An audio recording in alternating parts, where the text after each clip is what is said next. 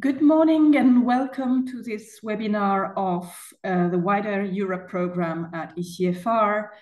Some of you may know that we are organizing such webinars regularly to take stock of developments in Ukraine and discuss what the EU and Europeans generally could do to support Ukraine.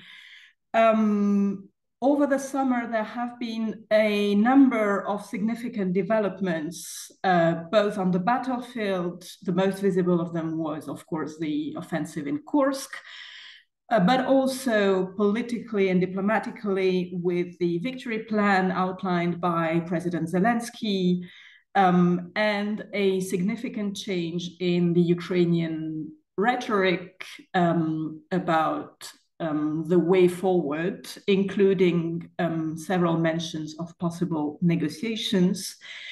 We thought it was a good time to take stock of these developments and discuss also the reactions or lack of reactions by EU member states to these developments.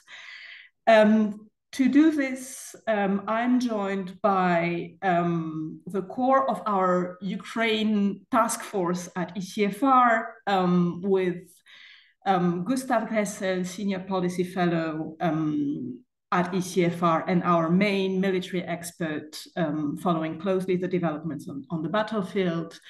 Lesia Ogryzko, who is a visiting fellow with the ECFR, but also the co-founder and director of a new think tank called Sahaydachny in Kyiv. Sahaydachny is the name of one of the founding fathers of the Ukrainian military in the 17th century. And I'm sure Lesia will tell us more about him. Leo Litra, also a visiting fellow at ECFR, joining us from Kyiv. Leo is also a policy fellow at the New Europe Center, a prominent Ukrainian think tank working on all issues related to Ukraine's Euro-Atlantic integration. And Jana Kobzova, formerly diplomatic advisor to the previous president of Slovakia and a longtime friend of ECFR and back with ECFR as a visiting fellow since the last few months. Maybe we start with the military situation. Gustav, could you tell us in a few words what are the main developments that we should have in mind when discussing the situation in Ukraine? Well, for the time being, the Russian offensive that basically went on for this entire year is still continuing. It's still continuing at a high intensity. The immediate aims of the Russians is to move themselves forward towards the fortress belt Slavyansk, Kramatorsk, and Pokrovsk. So they're widening their sort of what they have gained in front of Pokrovsk, Toretsk. They are trying to push themselves to the Oskil River. They're trying to remove Ukrainians from Siversk, which is a kind of now bulge that extends to the east, in order to have this kind of precondition for a further offensive eastward. And there are, of course, different predictions whether they will do that next year or this winter. Now, before I go into the issues that the Russians have, remember, this is a war of attrition by and large. And in a war of attrition, both parties basically fight in a miserable state of their armed forces because the war has been longer than anticipated and more losses have accumulated than they had wished. So basically both Ukrainians and Russians at this point fight with similar problems. Also, the nuances are different. And so on the Russian side, of course, it is the problem that they have very high losses in man and material. Of course, they have bigger buffers in terms of stockpiled equipment, and of course, a bigger buffer in terms of demographic. There simply are more Russians to send to war than there are Ukrainians. But of course, we see the cracks starting to appear. On armored vehicles, we can see that, for example, the Russian assaults are more and more on-foot based, that armored fighting vehicles play a lesser role because there are few and they need to conserve them. We also have heard the news about North Korean soldiers joining the Russian armed forces, although we are not at this point certain about the numbers and the role. It should not come as a surprise. Russia tries to recruit soldiers from wherever they come. The problem on the Russian market for soldiers is that those who are willing to fight for money have already joined, and those who are not willing to fight for money will probably not join, even though Russia has, over the course of the year, considerably increased the salary and premiums for people to sign up. So they try to still lure people with money. Russia has still enough money to spend on the problem, but the volunteers to do so start to run out. Now, North Korea has a long tradition of selling slave labor abroad, both to Russia and to China, where the North Korean state gets a hefty kickback on the salary of these laborers. And of course, now that sort of the military profession is also part of the labor market, one should not be surprised and not expect this to be a one-off. There will be more North Koreans to join the ranks of the Russian armed forces, simply because Russia needs the soldiers and North Korea needs the foreign currency. Ukraine is on the defensive. It has been so for basically since last autumn. And on the Ukrainian side, problems are similar. We see a demechanization of Ukrainian armed forces because the losses of armored vehicles are higher than what they get from the West. Increasingly, soldiers have to ride into combat not on an infantry fighting vehicle, BMP or whatever, but on lightly armored MRAPs or on just four-wheeled vehicles. Pretty similar to what we see on the Russian side. We see on the Ukrainian side that artillery supply finally caught up with the numbers that should have been there in early of this year. The European Union is now producing more and the Americans are delivering again. So on this front, it's the only positive news. The other thing is, of course, that during this period of limited supplies, the Ukrainian armed forces took a lot of casualties. And this might prove problematic for the years to come, because you can replace vehicles, you can replace material losses, but you can hardly replace people, even if you recruit new ones and extend mobilization. Basically, because Ukraine is an aging society, the new mobilization law, by and large, started to mobilize the 50-plus-year-olds. And the other problem is, of course, the shortages of men, and the recruitment problem is not helped by Ukraine setting up new brigades, which time and again made the issues of who leads these new brigades and how much qualified staff do we have and even more problematic. These kind of high losses have, of course, led to an accumulation of tactical mistakes, most prominently in rotations, that are a result of overstretch, exhaustion, and losses in especially qualified staff, experienced officers and soldiers. And hence, Ukraine, if it wants to regain the initiative, pardon my voice, needs an extensive period of recreation in terms of both material, but also in terms of personnel, retraining, re-educating people to reconstitute battered units. And this will need time, even if the material situation would get better, which I don't see on the horizon. Which brings us to the issue of peace plan. So what kind of military solution, or why is the military situation important for Zelensky's peace plan? Well, we all know that without military pressure on Russia, without the perspective of Russia losing the war instead of winning it, Putin will never get into serious negotiations. And how to achieve that? Of course, the West and Ukraine are divided. In the West, you see Stoltenberg or Sullivan talking of a Ukrainian counteroffensive in 2025. This is kind of the Western idea of doing that, confining the fight to Ukraine itself, increasing the pressure on Russia by by getting into the situation of material and fire superiority, similar to what we have seen in 2023. But we have also seen in 2023 that that does not work out if the margin of superiority by the Ukrainian side is just very slim.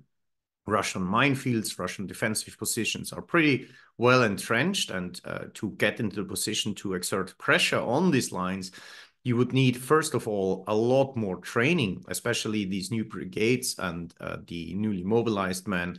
Offensive is the much more difficult task, and the old professional, highly skilled Ukrainian brigades that could lead such an offensive are severely battered and need retraining. So we need about time, and we need a lot of military material that is not coming forward. I don't see the numbers. I don't see the commitment by the West to actually equip Ukraine to do what the West is talking about, and that is a constant field of tension.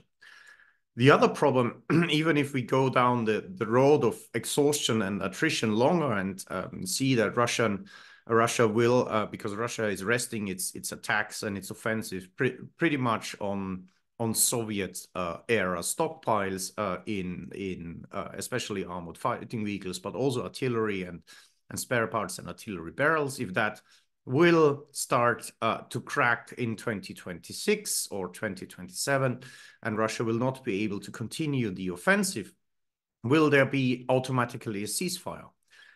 Because at the same time, we see that Russia has expanded its drone production. They still import drones a lot from Iran. North Korea has helped out Russia with ballistic missiles, and ballistic missile and cruise missile production in Russia is undisturbed, unmolested, and has increased quite a lot. So the Russian strategy post-offensive might actually be not to enter negotiations, but just to continue the missile war, because supporting Ukrainian air defense is something the West really struggles with, that is highly expensive, and the numbers or the verdict on who will win this war of attrition still is not out. And if there is distraction, like a major war in the Middle East, then of course the clients for Patriots and other air defense missiles across the globe start to increase demand, and you will have really problems just backfilling Ukraine in such a missile war. So how can Ukraine counter that? Well, try to disturb the Russian defense industry, try to bring the war to Russia in order to increase the costs and not let Russia just strike from a secure haven. But here too, the West is hesitant. You know, the political discussion about letting Ukraine strike on Russian territory with Western weapons. Well, yes, we also saw very successful Ukrainian strikes with their indigenous drones, and we see that Ukrainian defense industry is increasingly producing the long-range strike weapons itself that Ukraine needs.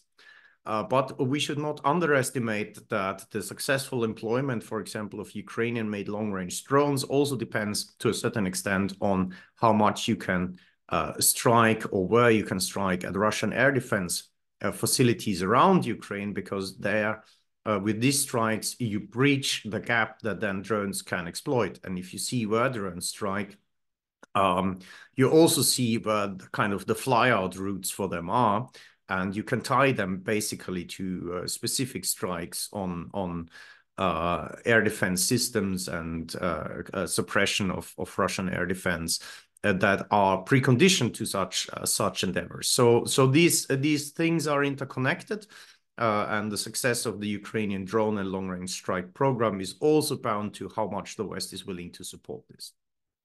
And of course, here some decisions in the West are still out there and need to be given. And finally, the issue of negotiations and what they're worth. Ukrainians have learned that even a ceasefire agreement with Russia is hardly worth the ink and the paper. And here it doesn't matter where the line is, if the line is the international border of Ukraine or the line is somewhere inside Ukraine. The problem is the Russians will try to rearm and restrike. And on here, Ukrainians also made the experience that anything but NATO membership is not a real security guarantee.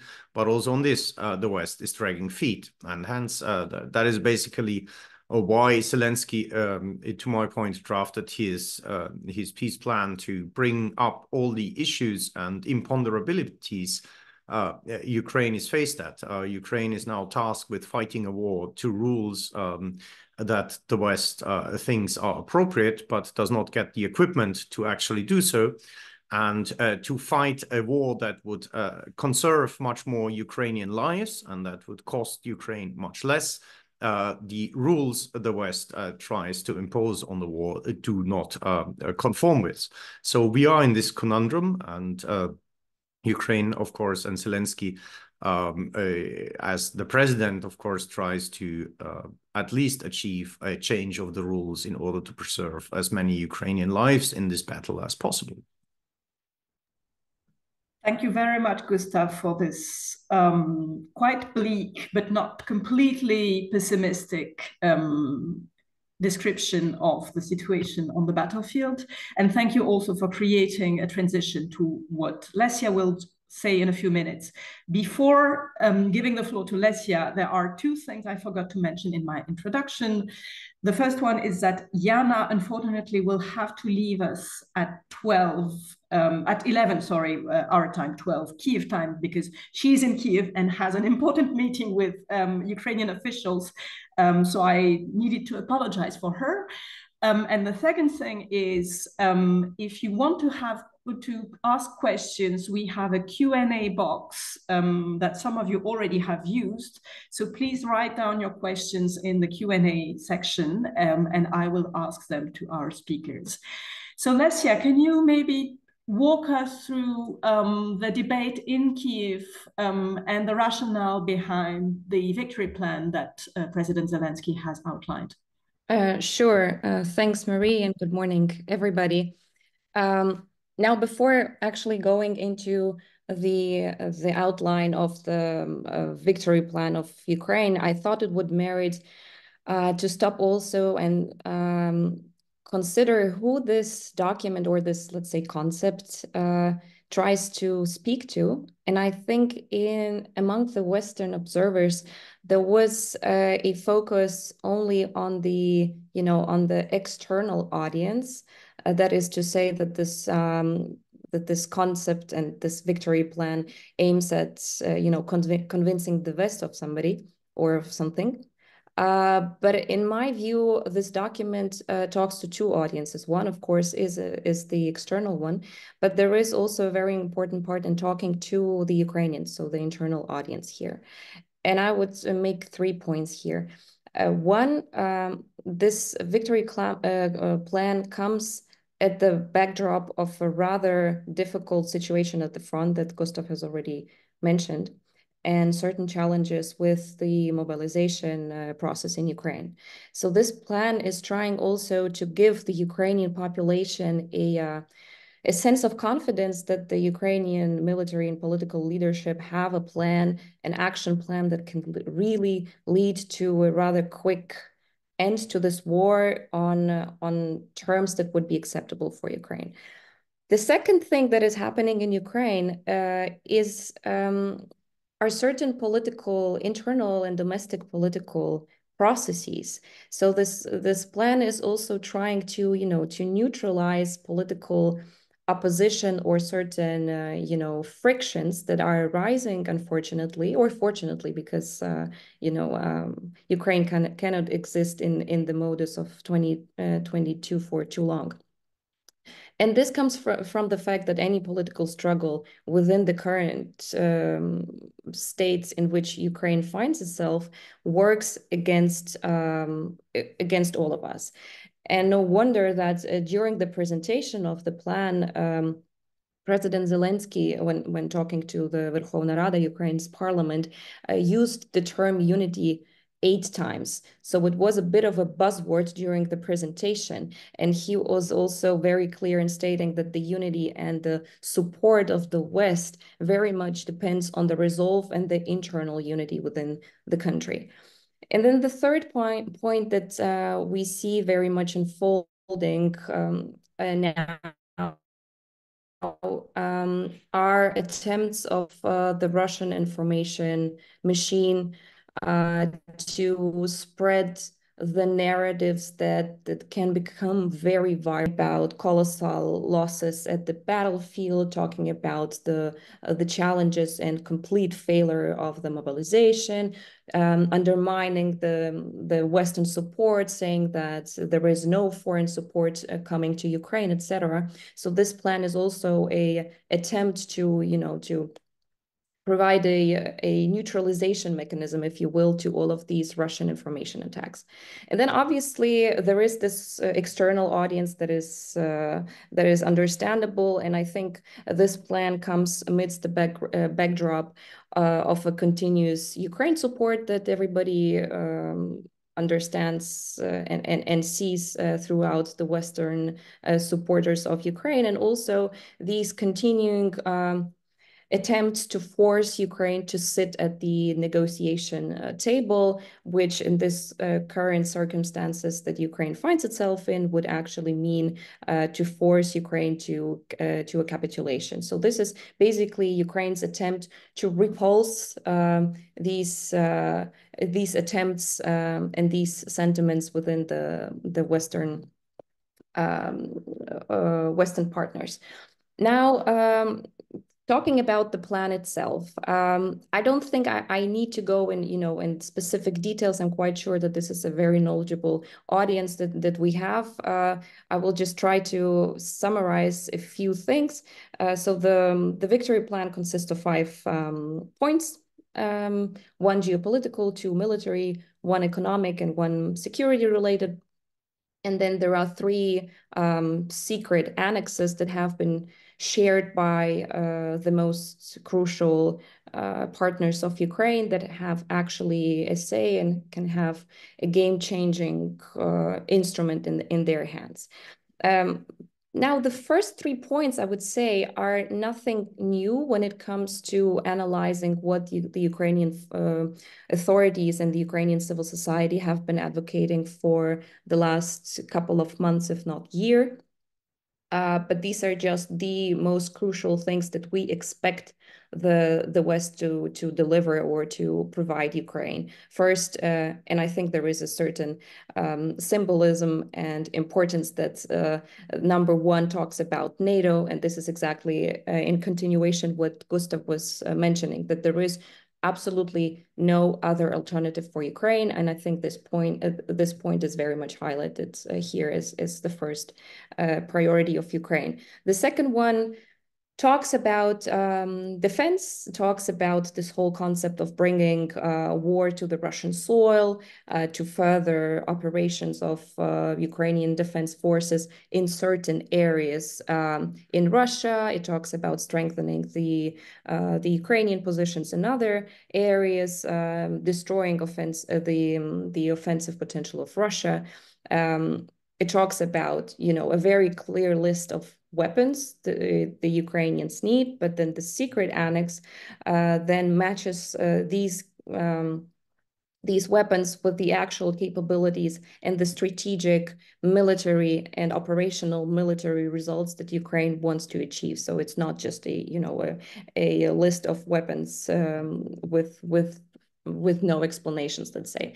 It also, of course, talks about other priorities that the president and Ukraine's authorities have been very vocal on, starting with bolstering Ukraine's air defense, with shooting down everything that flies in the Ukrainian skies, with with lifting the restrictions of using long-range missiles, providing actually these long-range capabilities to Ukraine, providing real-time satellite data, intelligence data, etc. The third one, this is an additional point in the military bloc, talks about deterrence. Here we actually see this notion, peace through strength, that President Zelensky is trying to push as a sort of the foundation for approaching and for building a strategy for Ukraine. Here, obviously, we're talking about a certain presence, if not by NATO, but by a certain coalition of the willing on Ukraine's soil, whether it would be certain brigades or training groups or etc. Again, this one has a secret annex where these matters are being delved in more detail. So basically, the first three, nothing new in terms of what Ukraine expects, and this is just a good outline of bringing all the priorities into one place. Now, what is more of interest to me, for example, are the second, the fourth, and the fifth points. The fourth is talking about the strategic economic potential. So basically, Ukraine offers its strategic partners a special agreement for the joint protection and for the exploration of the country's critical materials. And here we're talking about natural resources such as lithium, such as titanium, uranium, graphite, and other strategically valuable resources that can actually have a significant advantage for global competition. And the fifth one is basically is about the post-war period, and it involves if the partners were to agree, of course, the replacement of US military contingents stationed in Europe with Ukrainian units that have gained real experience in modern warfare. So just in short, my comments or observations. I think this plan repulses the overall allegations that have been out there, especially international media outlets, that this is just a wish list of President Zelensky. It just talks about, the weapons that the West has to provide Ukraine and nothing more. In fact, we see that this is a much more well thought exercise that combines geopolitical factors with military considerations, economic considerations, etc. The second thing, and this is why the last 2 points were so interesting to me, is because this is an attempt of the Ukrainian authorities to enter into a win-win logic that would be acceptable and understandable, especially for those in the West that are more hesitant. I think this is an entry into a more pragmatic conversation, especially, for example, point 4 on the economic potential. Of course, it is only fair that those countries that help protect Ukraine and help protect these particular territories have then a preferential access to the exploration of resources, or, for example, some preferential treatment in all of the reconstruction objects that would be dealt with after the end of the war. And the same goes for point number 5. Maintaining the army and the availability of combat-ready units for very quick response is a very problematic thing for quite a number of European countries.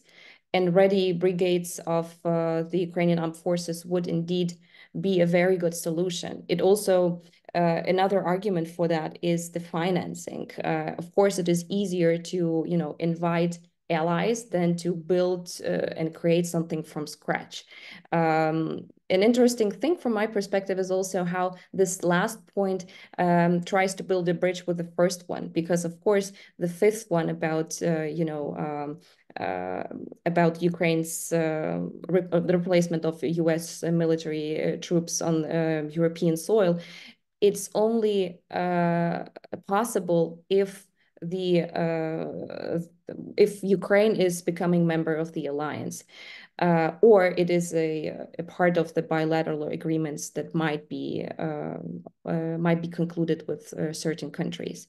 And lastly, it's also sort of an attempt, I think, to to correspond to the interests of the United States, especially amidst the presidential race, where the whole conversation about saving money, about returning our soldiers home, especially when we're talking about Trump, these are things that he would very much understand, because this is something very tangible. And of course, and why this is a win-win solution, when we're talking about the fifth point, for example, because this is a solution for the Ukrainian armed forces, the members of the forces that will not want to return to civilian lives, because it will be just mentally difficult. And we're talking about thousands and tens of thousands, hundreds of thousands, who will not find themselves very comfortable in the circumstances of civilian life. And just very quickly, the couple last points that I wanted to make. I think the timing is right, because the U.S. elections and the readiness of the U.S. administration to be more daring and to be willing to think about a Biden legacy is the right timing.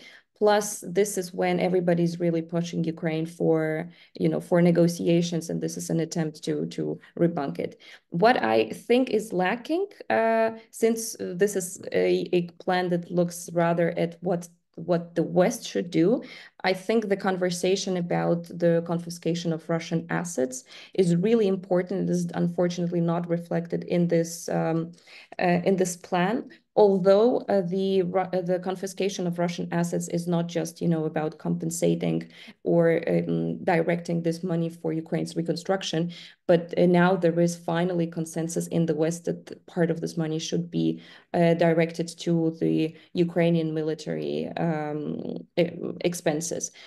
So therefore, I think when we're talking about real capabilities, we have to think where this money should come from. And here the Russian assets would definitely be one of the points where the West still has a lot of homework to do. We don't need just the interests, we need the whole sums of money that have been frozen. And the very last point, and I'm stopping here, there was certain criticism within Ukraine's population that this is a plan that just outlines what the West has to do. And this is a little bit unfair because it should be a two-way street and a conversation in two directions. I don't know whether this was a response to this internal criticism, or that was in the pipeline just as plan 2.0. But I think it was yesterday that the president made an announcement that they are working on the so-called internal victory plan, where all of those things that Ukraine also needs to do, and of course here we're talking about all of the different reforms that everybody knows of, but also reforms of the military, of the armed forces, of the MOD, of the civilian oversight, etc. This is what should contribute to the internal unity, and in this. In the minds of the authorities of Ukraine, this would also lead to strengthening of our position externally. I will stop here. Thank you very much, Lesia, and also thank you for not only providing a nuanced analysis of the victory plan, but also opening other avenues for discussion. Jana, let me turn to you. You recently published an article with the exactly same title as our webinar today, describing the lack of reaction of European or EU member states, rather, to Ukraine's victory plan, and also advising them to step up their commitments towards Ukraine, because we are at this strategic juncture in this war. Can you maybe tell us in a few words how the discussion looks like in the EU and how it should look like in your view?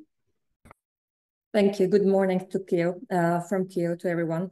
I'll try to be brief because I think both Gustav and Lesia have outlined the broader picture that we are seeing. I think the question I'm supposed to answer is what has the EU to do with it and what should it do with it. And I want to make basically 3 points.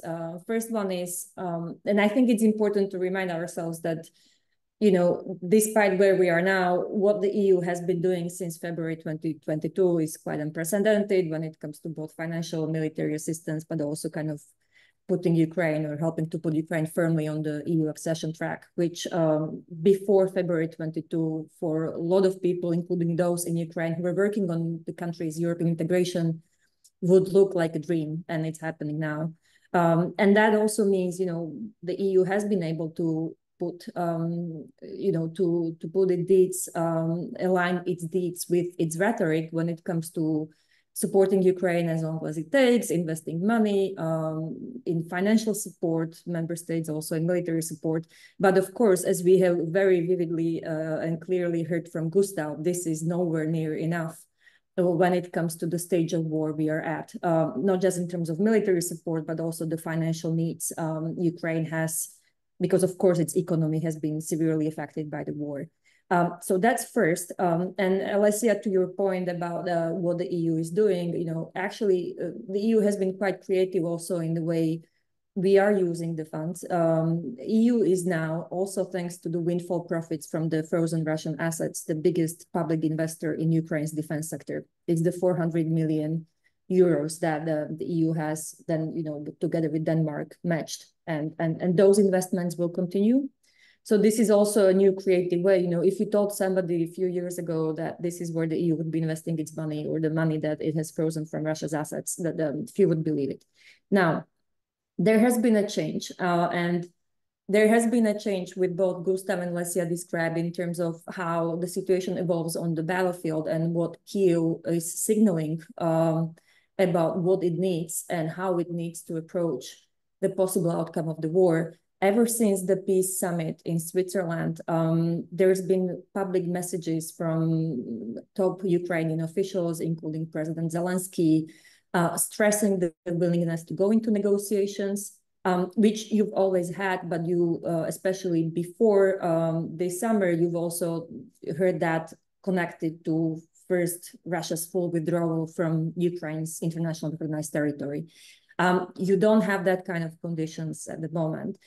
You've also heard clear statements about the president of Ukraine acknowledging that not all territories could be conquered militarily. Some of that would have to be left to diplomacy. These messages, for a number of reasons, have been not really picked up in Europe. And we can blame it on a combination of things, starting with summer vacation, EU institutional transition, domestic travels of leaders in France or Germany. But here we are. There's been a few months where Kyiv has changed its rhetoric to very little reaction from the West.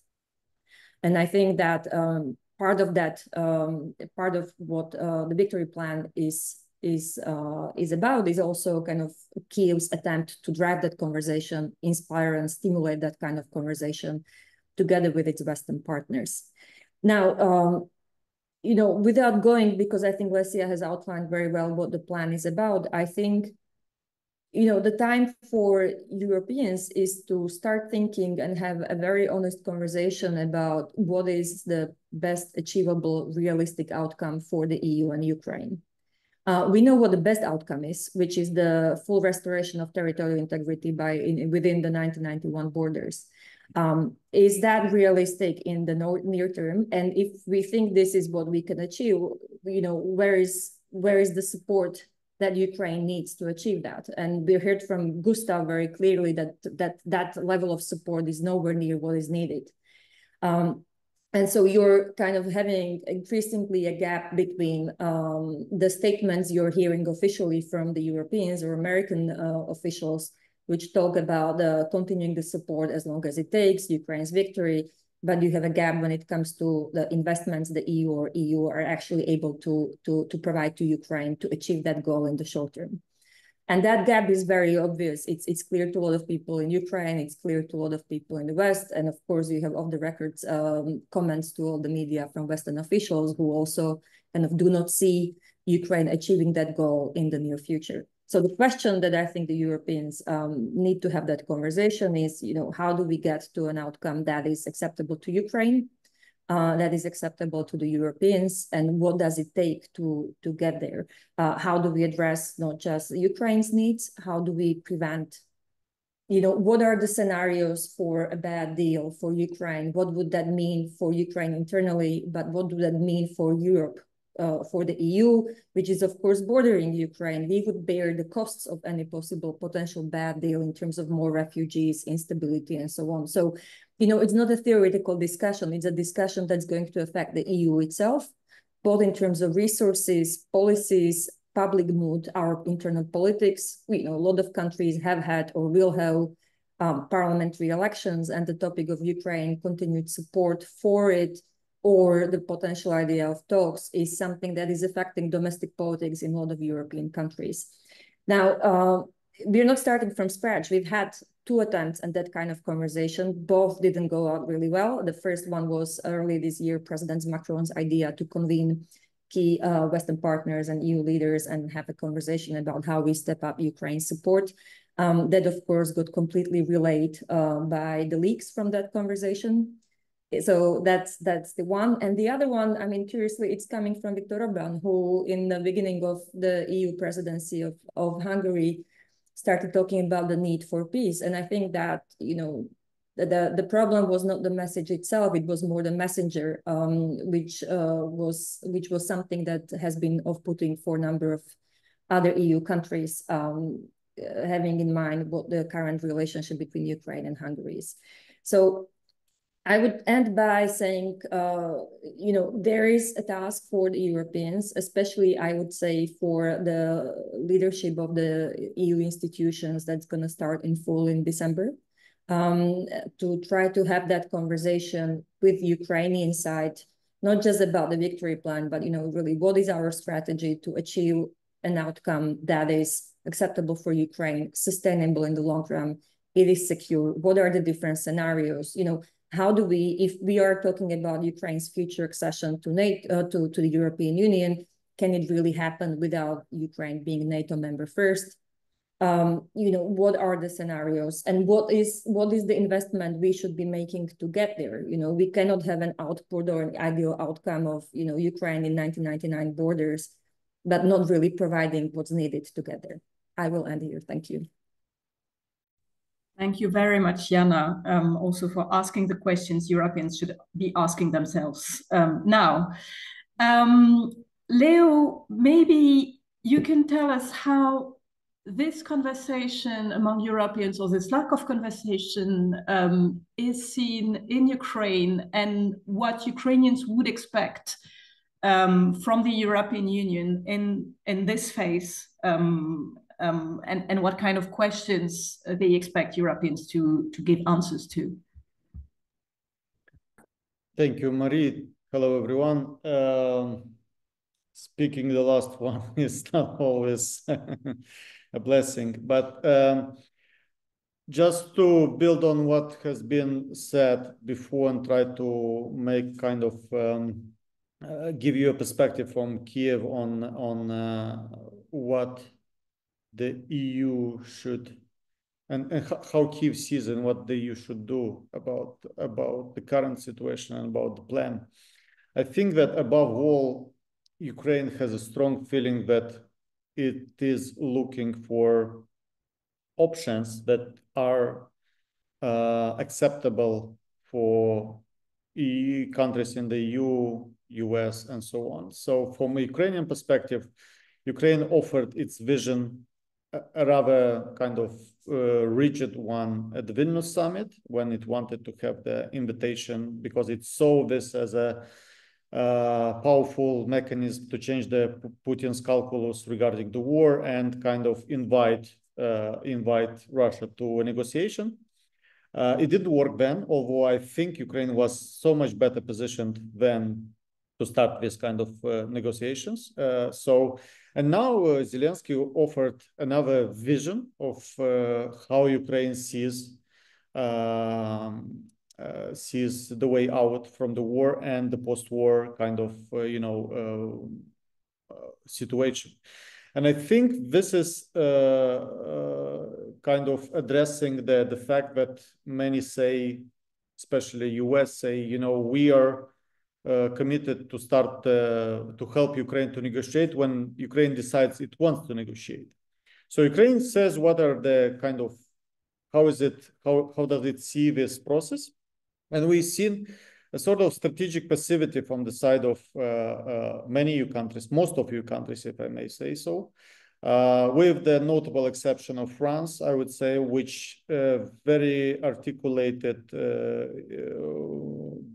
well articulated its support for the for Ukraine's plan. And Minister Barrot was here last week. I think the message was crystal clear. From other countries, we had mixed feelings with, some of the points being kind of accepted, some of the points being questioned. And I think we've got also a bunch of countries in the EU, and some of them quite important countries, who think that this plan is escalatory. And this is a big problem for this, because from a Ukrainian understanding, we rely very much on the Reagan type definition, which Lesia underlined, peace through strength. And from a Ukrainian perspective, only through escalation, unfortunately, you can actually get to peace negotiations, because all the kind of concessions that Ukraine used to do in order to show its interest into peace have been rewarded with more escalation from the side of Russia. Just to remind you that during the 2014-2022, as part of the Minsk process, Ukraine had almost 200 rounds of negotiations with Russia and almost 20 ceasefires. And none of these were respected. All the time was a new phase of escalation and so on. So this is kind of showing why considering the plan escalatory is, from my perspective, is wrong. I think that Ukraine expects that the plan itself is trying also to show that European countries together with the US can do more now, and not necessarily after election. I mean, elections in the US is a really important factor, but you cannot wait elections, and because the general line from the US in Ukraine, as we see it, is clear that the US will anyway, irrespective of who is elected, will play a less of a role in the European security for the next decades to come. So you wish or not, but the election result might accelerate certain processes related to US security in the region, or might make them slower, but the direction is the same. So that's why, I'm kind of explaining why we think EU doesn't need to wait, because anyway, it will have to deal with the same type of questions, irrespective who is elected in the US. And I think that the victory plan is also a soft way to say, look, we have a big alliance of the countries. We have a Rammstein group with 50 plus countries, and we have a more core group of supporters of Ukraine. There have been a lot of ideas how to support Ukraine more and how to take bold decisions regarding the support of Ukraine. But the alliance of Russia, North Korea, China, Iran, Belarus, is more powerful in a way, not more powerful in terms of resources, but more decisive, because they do what we think to do in the West. Yeah. So we thought when President Macron on February 26 was talking, but we shouldn't exclude anything. North Korea does now what President Macron maybe thought about doing with some of the leaders. They do now, and in very different way, more kind of bold and aggressive, and is really helping Russia to hold and to increase its kind of pressure on Ukraine. I think that the EU countries need to articulate very well to the US how do they see kind of the increasing role of Europe in the future in terms of the security of Europe. Until elections, there are 2 weeks left. I guess a letter from, I mean, if Harris wins, we have a bit of understanding what can happen, but it's not necessarily that it will be a real continuation of the, of the Biden administration policy, even for Ukraine. We see some different accents. For the election of Donald Trump, of course, there is more kind of enigma when it comes to what can happen to Ukraine, but we know that President Trump also doesn't want to be a weakling, doesn't want to make a deal which looks bad for him. And if he doesn't want to make a deal which looks bad for him, it has to be a deal which looks also acceptable for Ukraine.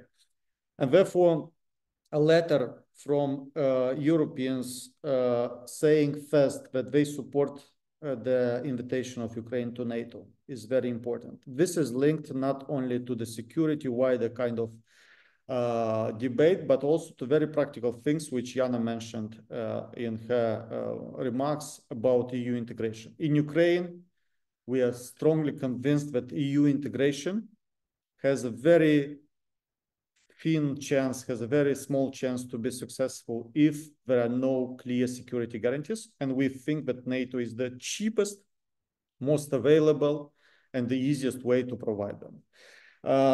So I think that because there are various articles, we talk to US officials and they say, Europe is divided, they don't support you in NATO. We know the country which doesn't support yet. I mean, Germany has been quite open in saying that it doesn't support NATO.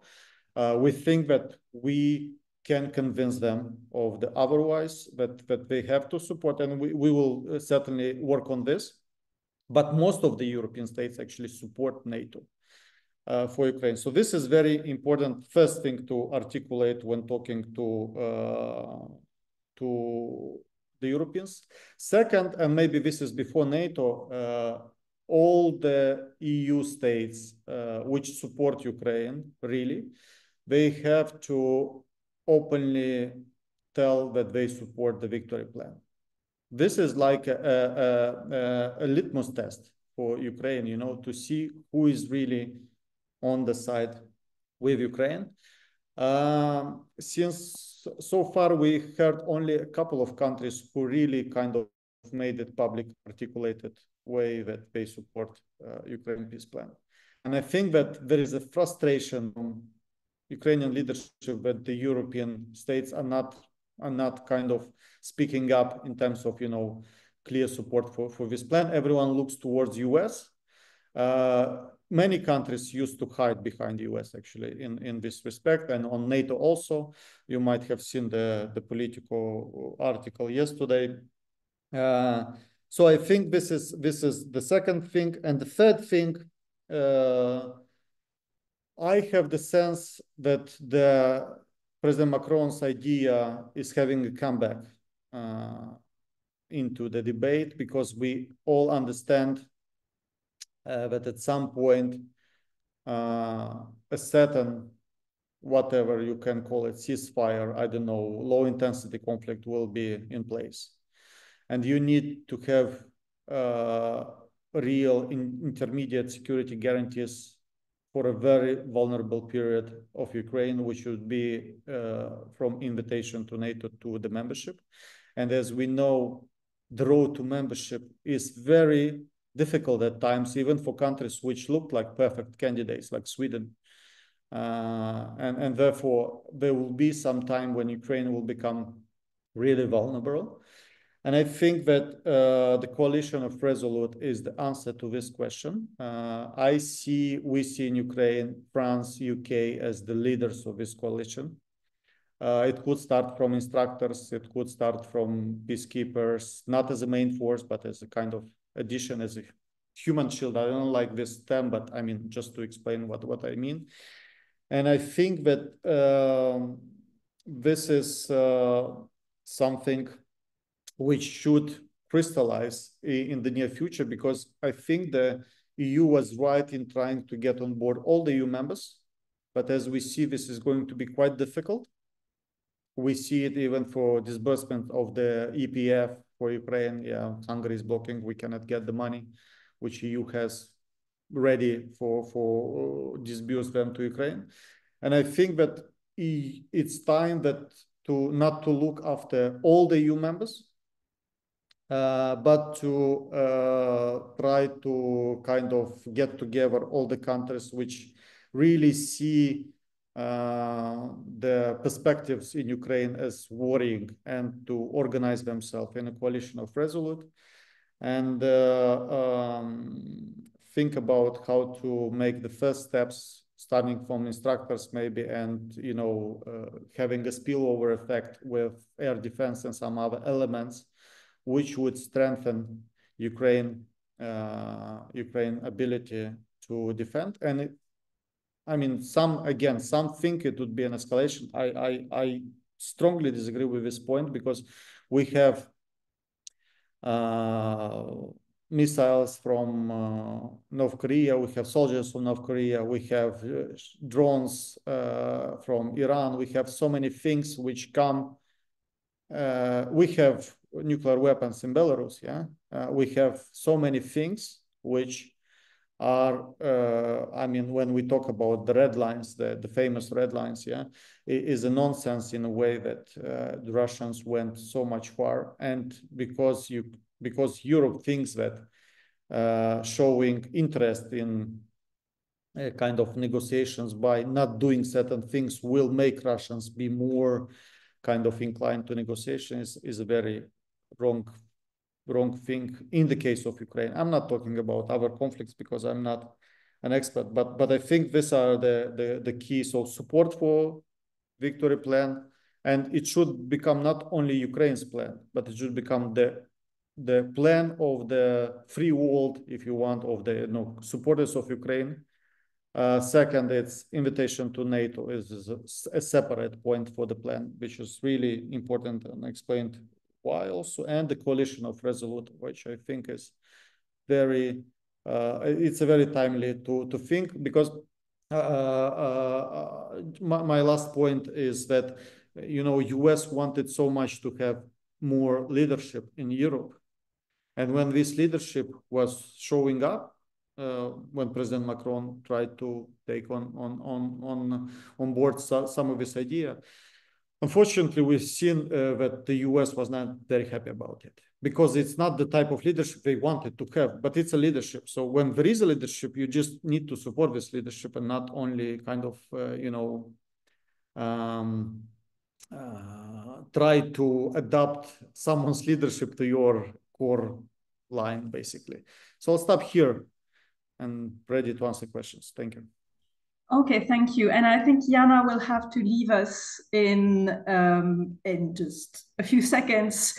I guess you don't have time to answer questions, Jana. Okay, so thank you for being with us, and we'll keep the questions for the other speakers. Goodbye, Jana, and good luck with your meetings.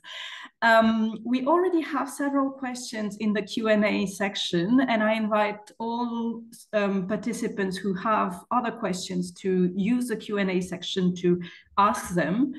There are a couple of questions on what kind of contribution can be expected from the new EU Special Representative for High Representative Kaja Kallas.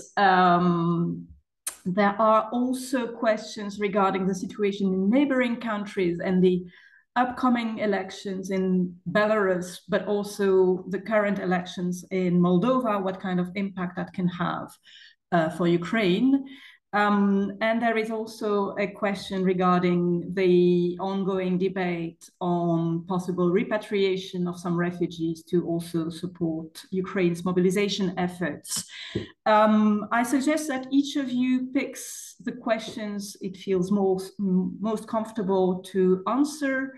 And you can also, of course, react to what other speakers have said, if, unlike Leo, you were not speaking last. So maybe I will start with Lesia, then Gustav, and then Leo. Sure. I will take the question from Iris Kemper, because I think she was the only one so far being very active and definitely being very interested on Kaja Kallas. I think you have three questions on her here.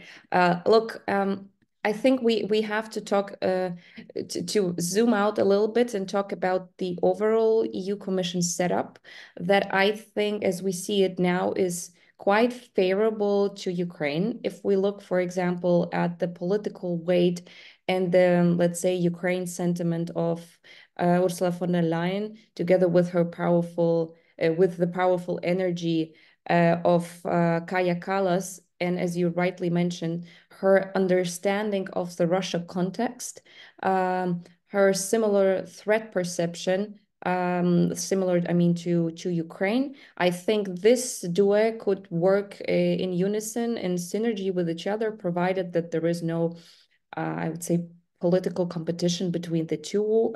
We just hope this will not be the case.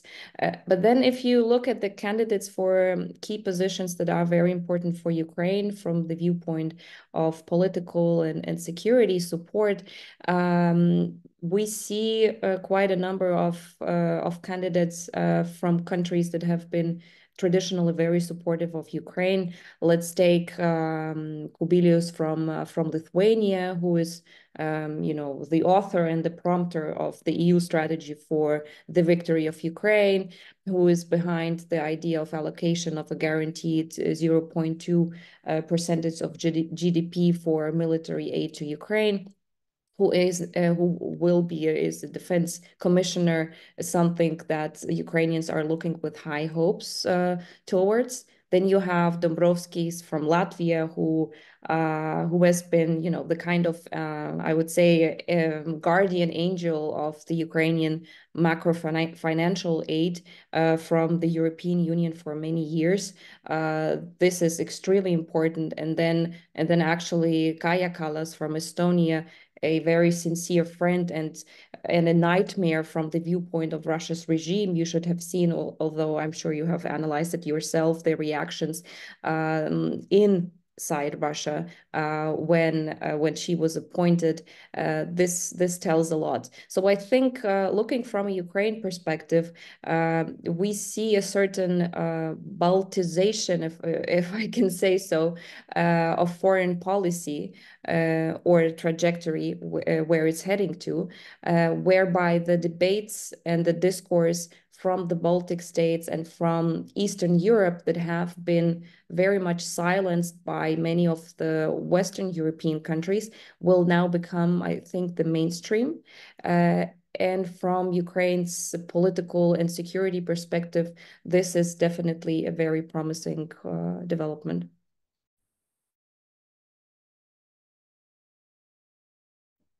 Thank you.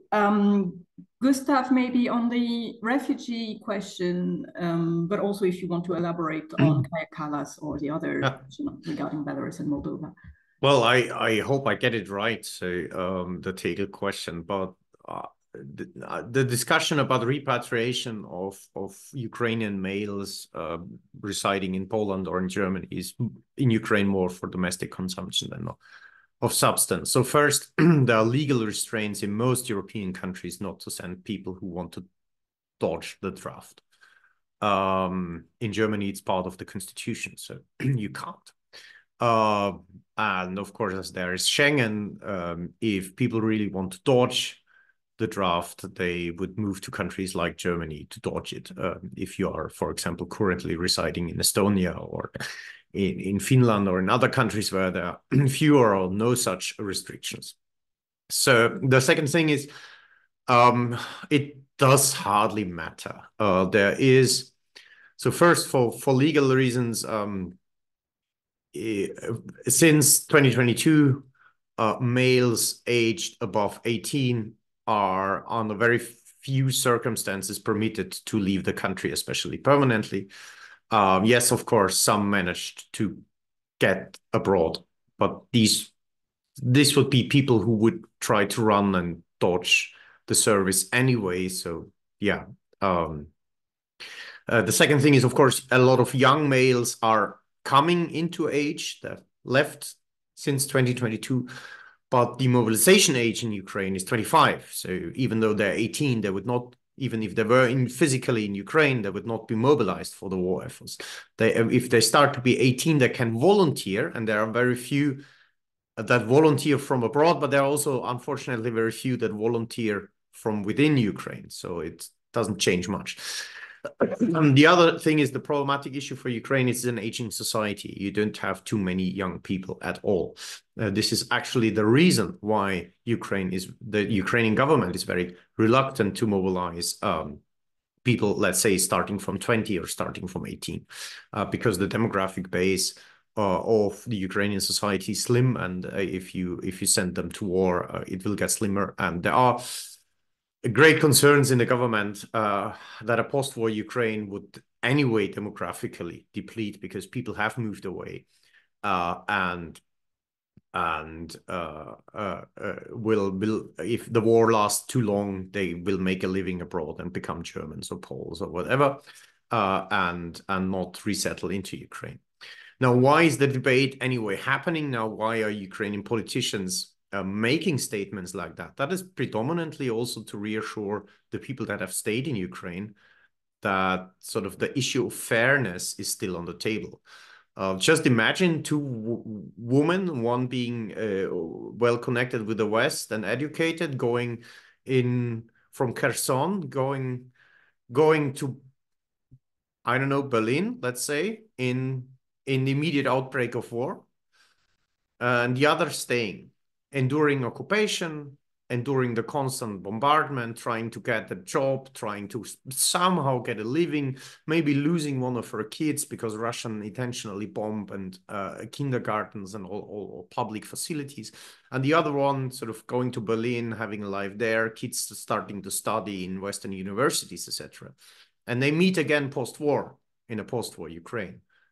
You can imagine there will be tensions, and this is a thing that is sort of the issue of social justice between those who went to war, who volunteered, and those who stayed behind is already there. Those who then went abroad, it's even on a tensions on a higher magnitude, and somehow the government needs to calm these tensions and not sort of to have society divided, and issues like, or attempts to get males back, at least for the attempt, showing to their own home constituency, look, we are trying, we're not forgetting the issue, we are not kind of saying, okay, you're lucky you were out first, and that's it.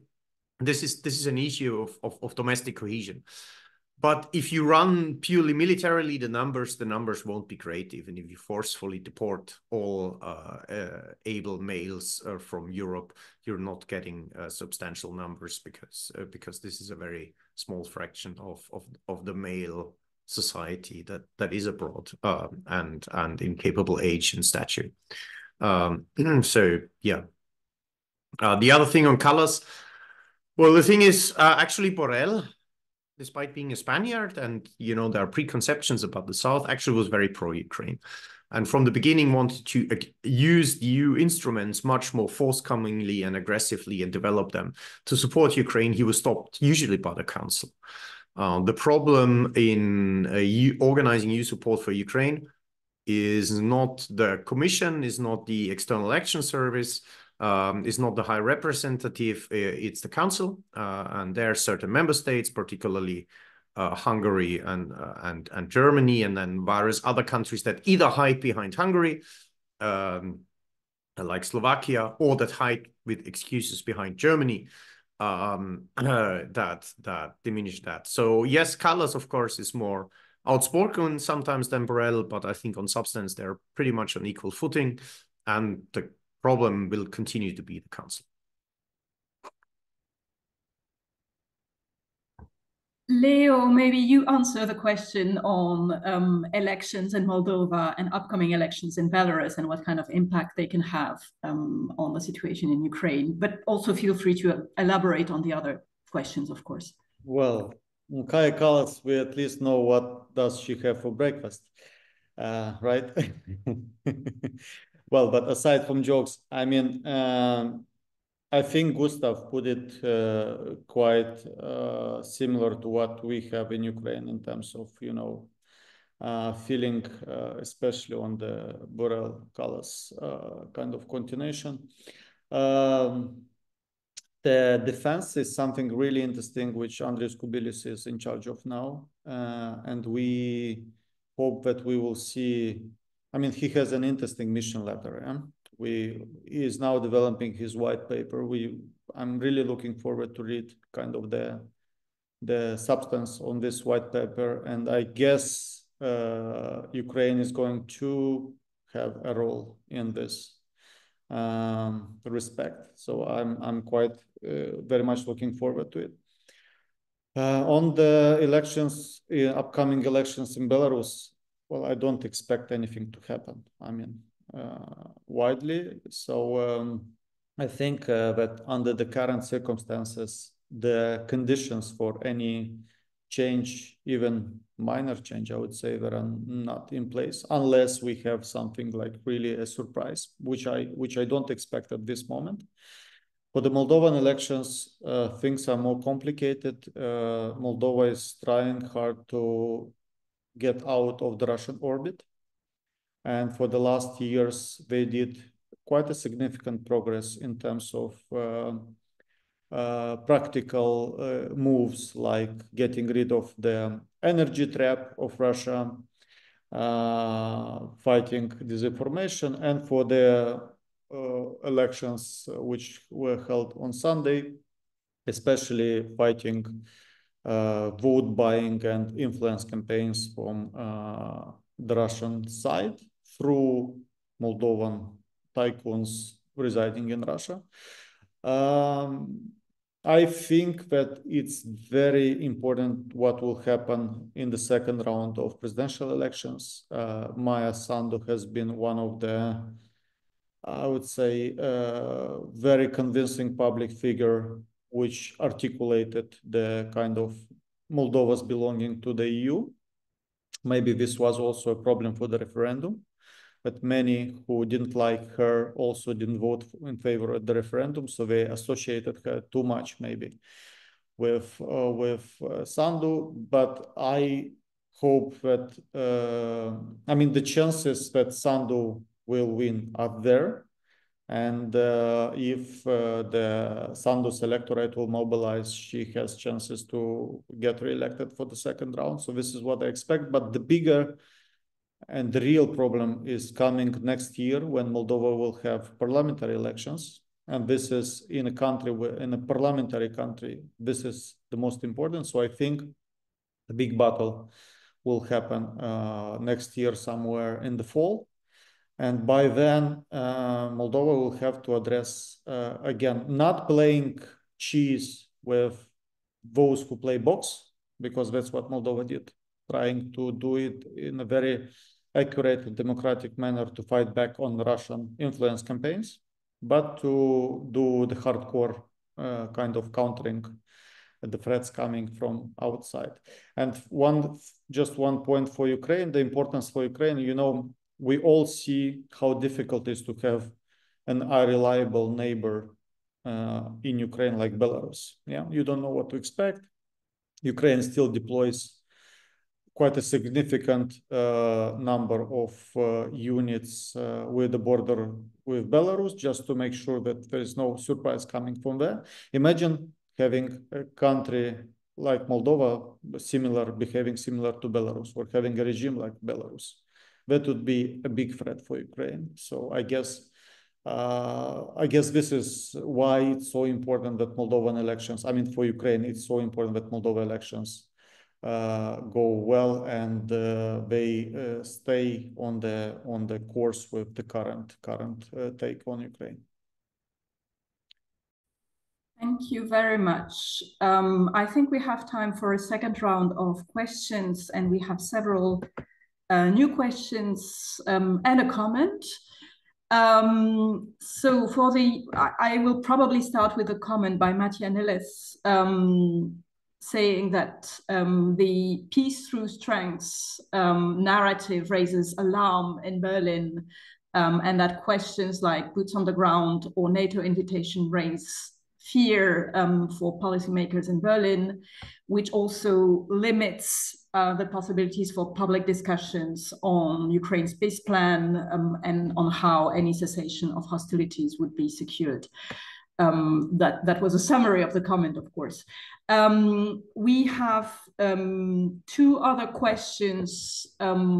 One on the discussion about mobilization and whether it's not a diversion from the more important issue of European military support, given that even with with Ukraine's current manpower, Europe is not able to adequately supply what Ukraine needs militarily. And a second question on the role of the Russian diaspora in the EU, given that many of them are opposing the war, but not always clear about Ukraine itself. And so the question is, how do you perceive the role of the Russian diaspora on this issue? And does it seem to you credible that they could play a role in explaining to policymakers the long-term threats of the current Russian regime? I think we'll stop here for the questions. Again, feel free to react to the questions or the comments you feel more comfortable with. And you can also add your final remarks. And I think we will go in the reverse order. So starting with Leo, then going to Lesia, and then to Gustav. So Leo, please, the floor is yours. Thank you. I don't know which question I have to take. I can just comment briefly on what Mattia wrote. I guess that, you know, Germany is really kind of a separate case, I would say, in this respect. The fact that German leaders refuse to accept the reality doesn't mean that the reality will change. You know, you have a set of instruments and you can either choose to use them or do otherwise. I hear very alarming things from some of my German colleagues that for certain politicians, the defeat of Ukraine is a more stabilizing factor than the defeat of Russia for the international kind of security situation. That is something which has to be pushed back, and I think that Zelensky's victory plan is trying to explain this, to articulate this. I mean, but again, the fact that you refuse to accept the reality doesn't mean that the reality will change. I mean, you remember well what President of Germany, Mr. Steinmeier, said at the beginning of the war. We were fooled, like we should have listened to you, and we didn't. So, and unfortunately, 2 years passed since then, and we are in the same situation that from we should have listened to you, we're not listening to you. I mean, not because we try to impose our opinion, it is because we know Russian much better. So this is, and our assessment of the situation has been more accurate before the war and throughout the war. I'm sorry to say this, but the Western capacity to grasp trends in Russia is a bit limited. And maybe a couple of words on what on the NATO invitation, because Marie Paré mentioned this.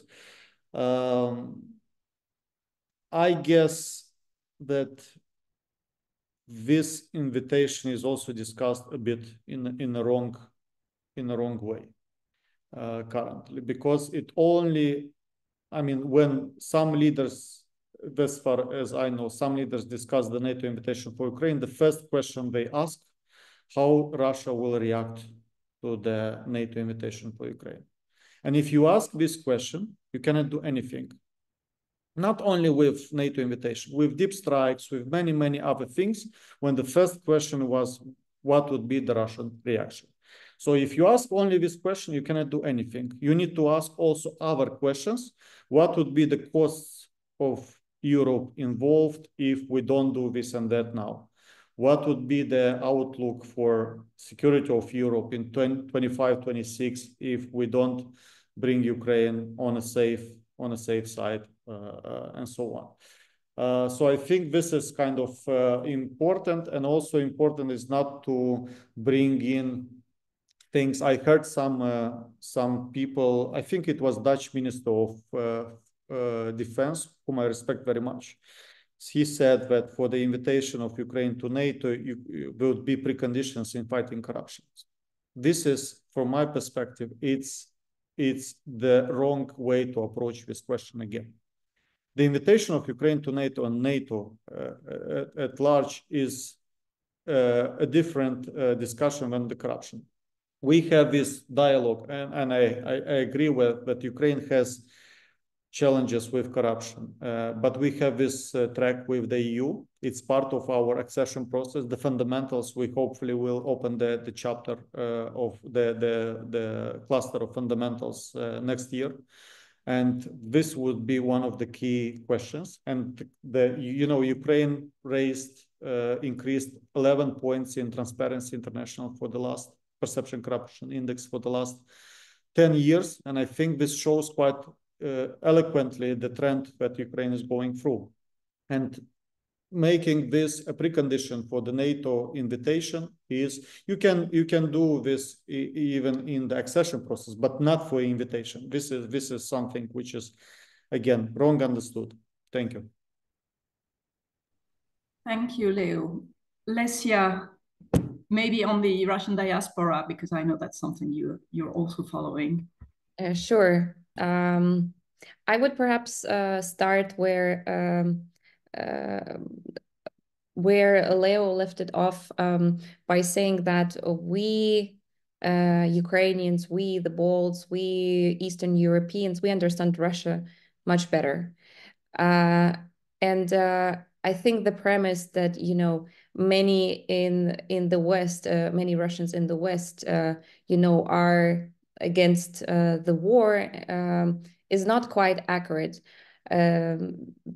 There is definitely not everybody who is against it. There are numerous reasons, I will not go into details, why Russians have left the country, and the war is definitely not the only one driver for many of them. For many, it's the understanding that there will be just further restrictions of their rights, further militarization, further questions to how to exit the country, etc. You can also see that, the overall moods by just the sheer number of the different attacks by Russians against Ukrainians that are happening in pretty much every European country now, etc. And overall, I did not see too many demonstrations, and I've been following this question. If you look at the European scale and not just from the viewpoint of one country, say Germany, I didn't see too many demonstrations against the war and trying to make the case for not just against the war, but supporting Ukraine, including by military means to defeat Russia. So in this sense, I do not see that the diaspora can really be a force, because it does not have leverage, and it doesn't have the overall understanding and the mindset and the mental framework to actually pushing for those things that would help Ukraine. Another question is another question. It's a continuation of the same, but it was regarded by many in the West sort of like a silver bullet, sort of the so-called opposition leaders.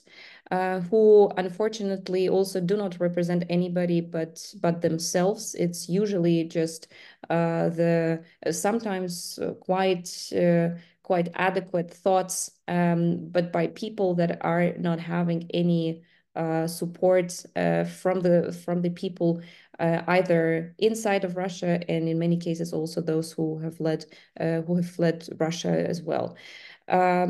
And I think, you know, the overall attempts of the West to think in terms of Russia's future only in terms of a possible democratization is very limiting our scenario building, and really undermines the fact that there is no historical reference whatsoever throughout the whole history of Russia of any sort of democratic presence and democratic governance inside the country, ignoring also the fact that democracy is usually a bottom-up and not a top-down thing. It has to be strived for by the vast majority of the society. I don't see this happening, not now and not in the foreseeable future. So every time we try to think that after Putin, there will be all of a sudden a shiny democracy and we will all hold hands with the Russians again, this is a little bit naive. But unfortunately, even the very intelligent think tankers and decision makers are trying to, you know, avoid all of the other more probable scenarios of Russia's future and trying to think only in this one direction, which is, from my perspective, the most unlikely one. And I would just like to end with, unfortunately, also a very gloomy understanding, and this is something that Leo was alluding to, that the biggest problem, if we're talking about strategic defeat and strategic victory of Ukraine, is that a bad status quo for status quo in Russia for the West is better than any change of status quo. So in other words, the West is really afraid of Russia losing. And this is the biggest problem that we have to address. Under we, I mean us, the think tankers and the expert community. I would probably argue against the fact that the West has a shared vision on that specific issue, but that is probably for a future conversation because we are coming to the end of our current webinar. Gustav, maybe on the mobilization discussion, diverting attention from other issues, and also your final comments and remarks. So yes and no. Yes, of course, for the Europeans, the mobilization debate is used to distract, and for the Americans particularly. There you have a lot of people that say, yeah, why should we give more equipment if Ukrainians haven't properly mobilized? And that's an excuse for not giving equipment you didn't want to give in the first place. The problem, especially with the voluntary recruitment on the Ukrainian side, we see a strong interconnection between Western military equipment and support and voluntary signing or in the Ukrainian armed forces. At a time where Western support is high and there are good commitments, we see an influx of volunteers into the armed forces because people think they have a chance of victory. We see as brigades in Ukraine recruit volunteers individually and sometimes even train them completely individually, detached from the basic training centers of the Ukrainian armed forces. We see also that those brigades who are predominantly equipped with Western equipment draw considerably more volunteers because people want to go there because with Western equipment, they have a higher chance of surviving the war. That's a pretty reasonable interest to have to say as a former soldier. And so, yes, this is sort of the Western deed. Now, the problem is not only that is interconnected, the problem is also sort of the material and personal recreation and of battered union also poses the question of lessons learned processes on the Ukrainian side, reforming in tactics, procedures, incorporating the latest lessons learned, incorporating what the Russians have done and how they changed, which is enormously uneven in the Ukrainian armed forces. Also improving the training according to that. That also feeds into better training into the higher acceptance of voluntary service and personal management, career management, and how to and when retrain people. Now, there have been a lot of people in the Ukrainian MOD working on that, and they had really good ideas. When I was in Ukraine in April, I was actually pretty optimistic. The problem is with the sort of de facto reshuffling of government, they also have been moved to other ministries.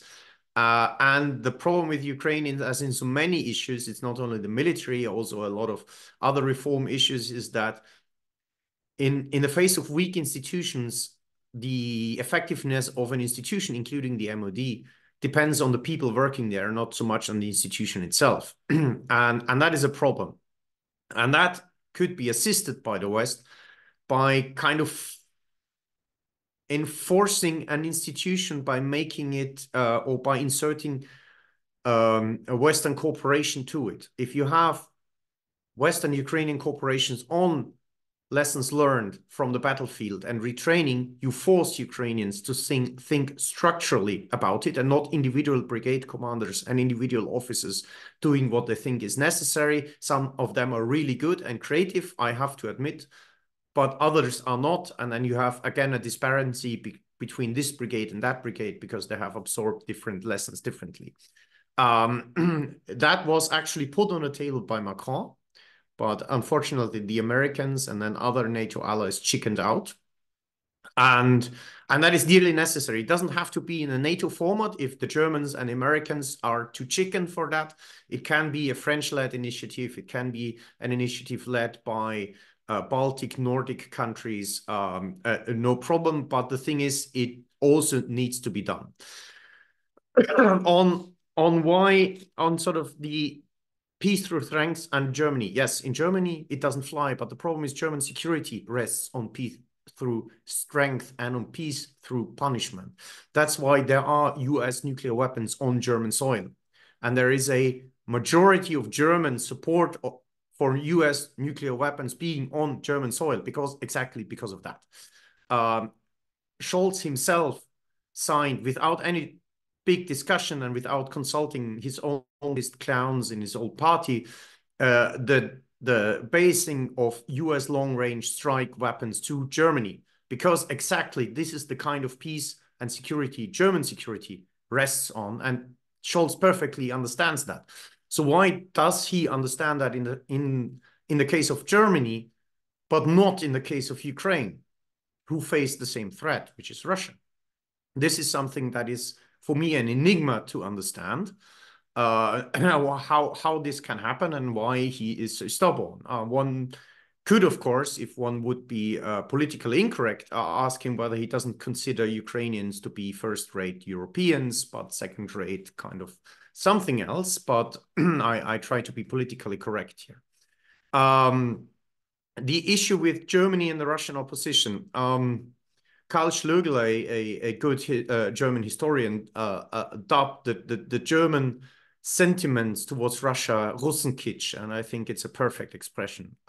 It's kind of Russia trash, or yeah, kitsch is like trash movie, trash music, this very sentimental, low-depth stuff. And this still comes from the sort of old 19th century German nationalist feeling that in sort of between Berlin and Moscow, there are only two, Berlin and Moscow are the only two neighboring capitals, and the rest are sort of its disposition. And that Germany and Russia are chosen people to hammer out the security order for Europe. And that's not only a kind of Ribbentrop Nazi theme, that was the German nationalist sound of music for a lot of centuries. That was the background to the Polish partition. That was the background to the Rapallo Treaty.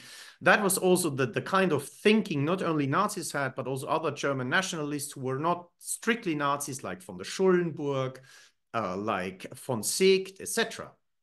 The problem is it did more harm to both Germany and Europe than any other ill-guided political thought in the past. And I always thought that it would have been overcome, but it hasn't.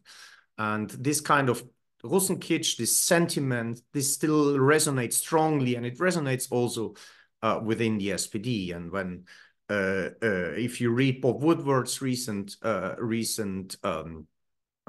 on the Biden administration and the chapters where he engages with Scholz, it's very clear that there never, for example, was an informal NATO agreement on not delivering tanks and infantry vehicles. That's a pure lie. Scholz was afraid that the picture of German tanks riding into Russia, and that's very telling, you know, because this is Ukraine. But his private sentiments on that were the main reason he held back, and he wanted to force others to hold back. When Plötner, his diplomatic advisor at the TGRP, said that the long-term relationship with Russia is more important than what kind of weapon systems Ukraine get, he kind of slipped the inner feelings. He had his Freudschein. He for once was honest, which is very rarely Germans are honest to anybody. But this is the main reason, and that's why the sort of the two different securities, the real security for Germany and the fake security for Ukraine. That is something that Germany really has to face, because we have another kitsch, that is Vergangenheitsbewältigungskitsch. That is a very superficial, shallow learning from Germany's past, which isn't a learning process at all, but the old 19th century German nationalist tropes wrapped in pseudo-essentialistic treatments of their World War II history. And that's very hard to do, but that the Germans have to do with themselves. I, as an Austrian, cannot intervene in that, and I'm not taking seriously in intervening by that, because I'm not a proper German. I'm not sure what you said was completely politically correct, but at least it was very clear and committed. We've come to the end of this webinar, and I would like to thank our speakers for their commitment and for their very convincing arguments, also with a lot of very concrete things EU member states could pick up and make decisions upon. I think we will go back to a number of issues that were discussed here, most prominently the question of the very security interests of the EU that are at stake in Ukraine, and the kind of discussions Europeans should have on these interests. But for now, it's time to end this webinar. I thank all our speakers, but also all our participants for their good questions and for their attention. And as I said, we will be back. Thank you very much, and see you soon.